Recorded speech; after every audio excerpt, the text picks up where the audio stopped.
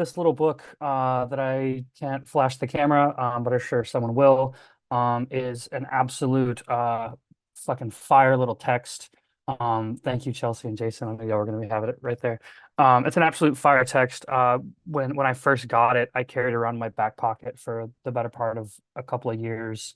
Every paragraph kind of like illuminates a new concept. Like every page it feels like an entire chapter of other books or whatever. It's really, really brilliant. And I think really does a great job to kind of lay out the general theoretical framework that Lenin offers the liberatory movement of the working class. Um, so yeah, I think that after this meeting, we're going to continue to cover this book. It's a really great filler. If anybody, is thinking about, looking for some material for a presentation, a chapter out of this book is phenomenal. And the best part is that they're usually only like 10 to 15 pages. So really short readings, really, really dense theoretical material. And I know it's also like not the easiest stuff in the world. But I would like to challenge members and comrades to really like give it a good try. Um, Take your time with it. Go line by line, paragraph by paragraph, and really try to digest it. So that's enough about the book. Quick little bit on the forward, just to kind of cover that. Lukács says very explicitly that this text is not trying to sum up the entirety of Lenin's work. That would be a monumental task that would require volumes. He very explicitly says in the forward, he's trying to offer a summary of some of Lenin's his most important ideas. He also says that he's not going to provide any historical context within this book. And I think that within that, when you start to read it, you do kind of get a feeling of like, oh, well, he didn't substantiate this claim and he didn't prove this point, and like he kind of lacks this, and that's kind of he's aware of that.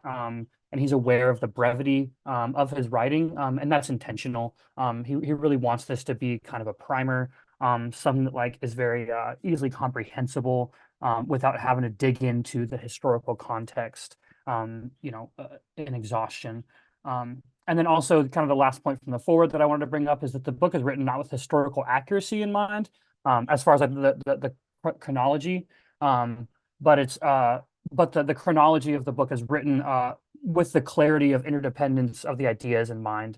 So Lukács is writing this with the reader in mind and with their comprehension in mind. So yeah, that's kind of the forward.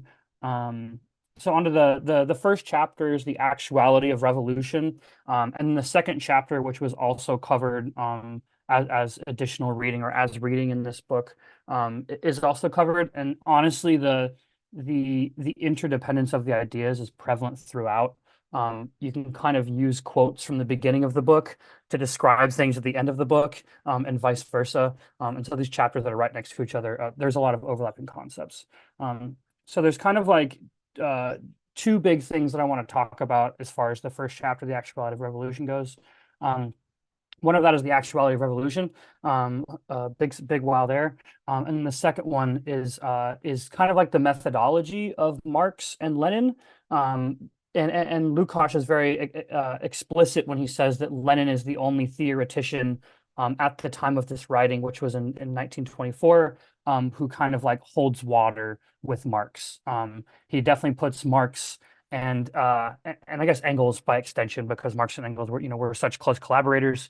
But he definitely puts Marx, Engels, and Lenin on this kind of like S plus tier, and then everybody else on kind of like an A to an S tier. Kind of right under them, which I think is useful not just in kind of like ranking your fighters, but also just understanding kind of like how theory develops, and how different thinkers build on other thinkers and that kind of thing. So like we were joking around in the Slack earlier, Lenin is our Lord and Savior, and Trotsky was right about most things, but Lenin was right about everything. So that's our our differentiation. The first thing I wanted to mention was just like that opening line of the chapter. Historical materialism is the theory of the proletarian revolution.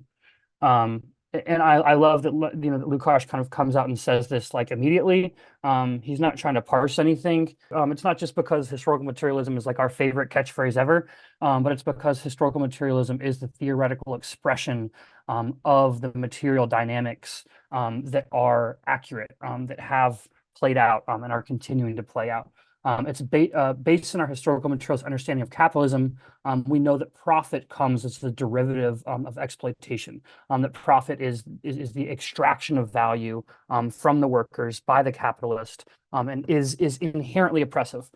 Capitalism is, at its fundamental nature, oppressive. The ratio of that oppression is, in a sense, irrelevant. Those who are oppressed are aware of that oppression. In this sense, I mean, like, in the text means like just because like workers in Colombia are experiencing worse living conditions than workers in Detroit, as opposed to workers in like Finland, doesn't mean that anyone isn't experiencing capitalism as opposed to some are experiencing capitalism. The ratio of that oppression, the ratio of that exploitation, is largely irrelevant. The fact of the matter is that they are being extracted from, that they're being oppressed. And that's kind of the point. The ratio of that oppression is a sense irrelevant. Those who are oppressed are aware of that oppression. They know that that's happening to them, not through an instinctual or spiritual knowledge, not through some abstraction, but through the exacerbation of material existence between our class, the working class, and the oppressive class, the capitalist class. We are starving. We have to work. We have to drive to school every day. We have to do these things. And the capitalist class are living off cake, so to speak. So that's where that awareness of oppression comes from. It's important that it's not just like a value that we have, that it's something that we observe and we experience on a daily basis.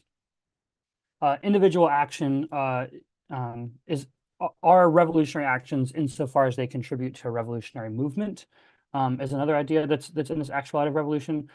In that sense, or in regards to that, an individual action only holds water, only holds weight as a revolutionary action in the ways that it contributes to that revolutionary action. So someone like Aaron Bushnell is the best example of, because of the time, the content, and the general context around his action, we see it as revolutionary, as opposed to someone who does something very similarly, but is divorced from a movement and divorced from a time of upheaval. So the vulgar Marxist sees the dominance of the capitalist as too fixed, going back to the idea of actuality of revolution, as too fixed, an entity to be dislodged by struggle, and only through the objective processes of over-extraction will it end. So this vulgar Marxist idea is that it's overly economical. It sees society as developing through rigid phases that are largely insurmountable, and really it doesn't hold this dialectical view, about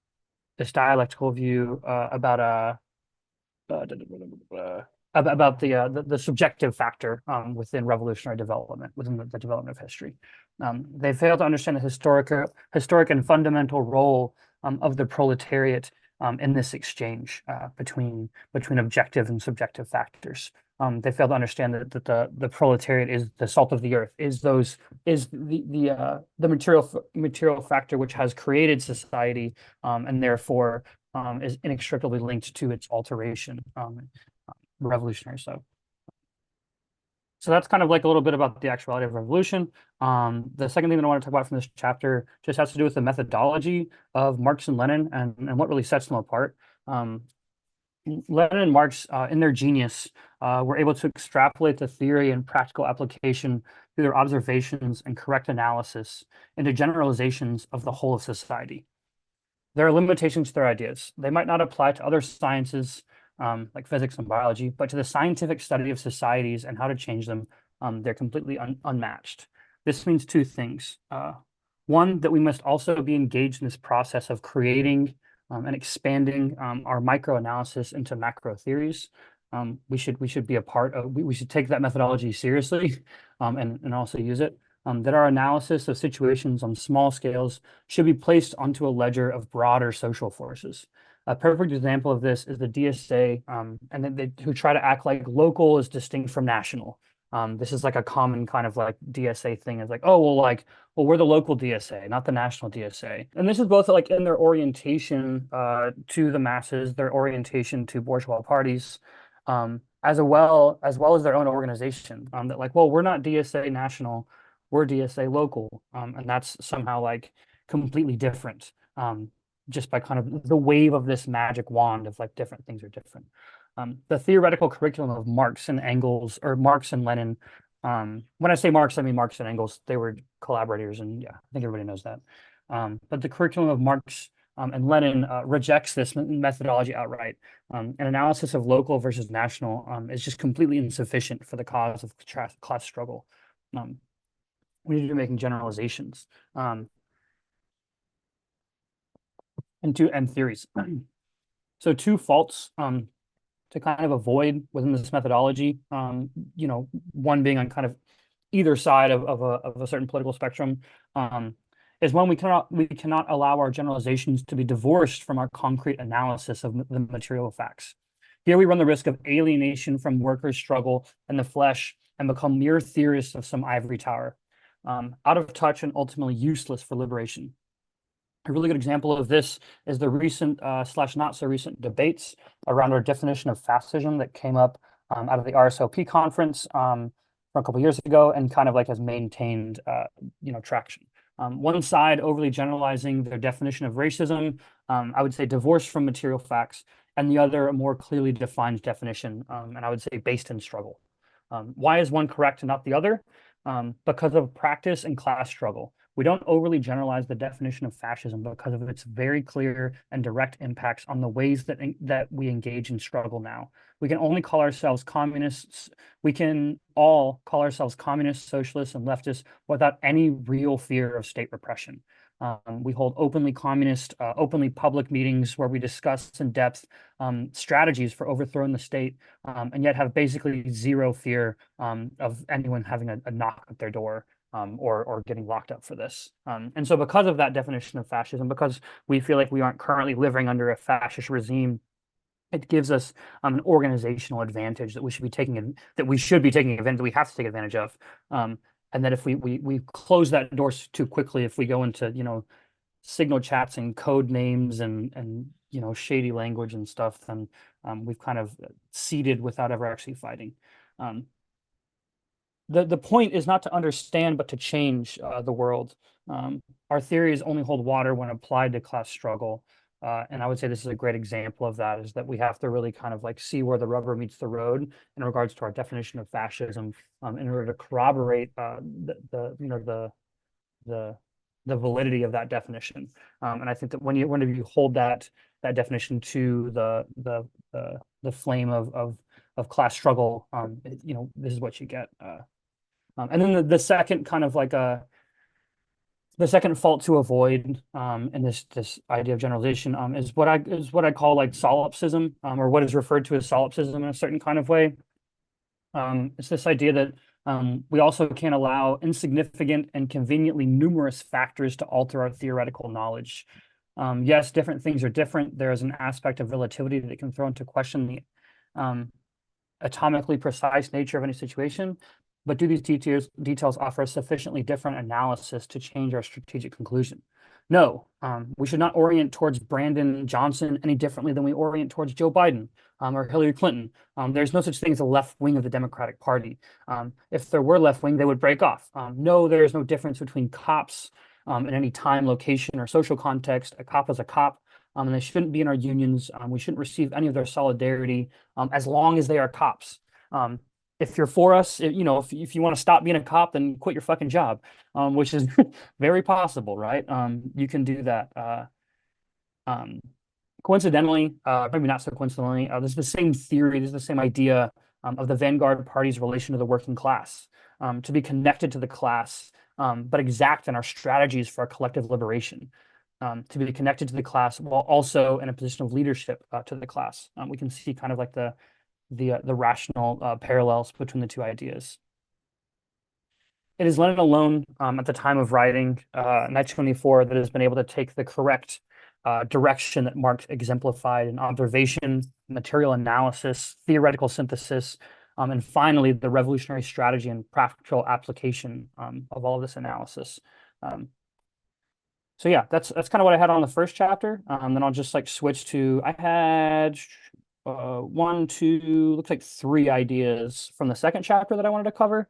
Again, this material is like really dense. And they're, Lukács is just like dealing with, I don't know, it feels like every Marxist concept under the sun in every paragraph. It really bangs. So yeah, the first one that I want to talk about for the second chapter is the people as a homogeneous element, which is this idea that of universal human experience, that it's the people who must rise up, that it's we the people, these kind of ideas. While it was clear that there was a difference between the laborers who were forced, talking about Russia in the early 20th century, while it was clear that there was a difference between the laborers who were forced to struggle and the intellectuals who chose to struggle, albeit with fervor and dedication, there could only be ill-defined class outlines at this location and time of history. The vague and abstract concept of the people had to be rejected, but only so that a revolutionary and discriminating, which I think is such a great word to use here, discriminating concept of the people, the revolutionary alliance of the oppressed could develop from a concrete understanding of the conditions of the proletarian revolution. That last bit was a quote. And again, like our understanding of revolution must be discriminatory. It must be based in this material fact and not in abstractions, not in values. Yeah, with the people, gross. Um, the theoretical foundation of historical materialism is no more nor less than the conceptual expression of the necessary transition of society from capitalism to socialism under the leadership of the working class in its exactness. And again, we're really like kind of harping on this idea of like trying to reject this like idealist language of the people or of like humanity or human nature. We're really talking about a specific class within humanity, the class that we know as the proletariat. Luckily, it's a mass class. Luckily, the masses and also the working class are synonymous. That it's most people that we're talking about. But we also want to differentiate between the working class and the bourgeois class and peasants and lumpen proletariat and all that. Um, but the working class, but only because of this material circumstances doesn't mean that the working class is automatically understanding of its own, liberatory historic role. Material position does not necessitate a subjective consciousness which reflects that reality. And this is where the ideas of Marx and Lenin come in, where the ideas of a revolutionary theory come in. There can be no revolution without revolutionary theory. Yeah. And then the working class as the agent of revolution. So this group that we're talking about, though, that we differentiate from between the people, anarchist Christian the working class as the agent of revolution. This group we're talking about is differentiated from the people, as kind of more exactly talked about, more defined as the people. Is that which brings about the revolution. The misery of the working class as not just the subject of oppression, but also containing in it the embryo of its own liberation. This is its dialectical nature as the working class, as the subject of oppression. The oppression is also the liberation. Not just in a like a kind of like a flat, like banal sense of like we grow through our pain, but in a very material sense of like during the industrial revolution, whenever workers were crammed into apartments, whenever we had this big like urbanizing push, were crammed into apartments, because workers were so close together, because they communicated so closely, it formed this sense of solidarity, as well as was extremely uncomfortable, and was extremely dirty, and was not ideal. It also brought about this class identification. The last concept I wanted to talk about was like the progressive nature of capitalism, which Lukács touches on throughout this chapter. But there's this really great quote from Lenin that I just want to like give in full. and it's from Lenin. The bourgeoisie makes it its business to promote trusts, drive women and children into the factories, subject them to corruption and suffering, condemn them to extreme poverty. We do not demand such development. We do not support it. We fight it. But how do we fight? We explain that trusts and the employment of women in industry are progressive. These are good things. We do not want a return to the handcraft system, to pre-monopoly capitalism, domestic drudgery for women, forward through trusts and beyond them to socialism. The socialist doesn't look backwards to this kind of prelapsarian, pastoral, idealized reality of primitive communism, but rather looks forward to a society that's post-capitalism, that harnesses the progress of capitalism and then builds upon it. Um, it would seem that those who propose socialism and the inevitable phase of capitalism would be grouped together with the early prophets of its merit, of the capitalist merit, where the Menshevik, reformist, and vulgar Marxists understand the necessary phase of capitalist development is as mechanical, as something outside of our control. Lenin alone, at this time period, or as a theorist, alone enunciates the dialectical subjective factor, that the working class is the agent of change. So regardless of the bourgeoisie offering progress through capitalist social relations, as the proletarian revolution swiftly approaches, they turn back to the alliance of their political hegemony in order to preserve their rule. They very quickly allow for whatever violence, repressive, and draconian measures necessary in order to put down the rise of the liberatory proletariat, and very quickly abandons its own former revolutionary demands to the proletarian revolution. They become very unrevolutionary very fast whenever proletarians start to talk about revolution.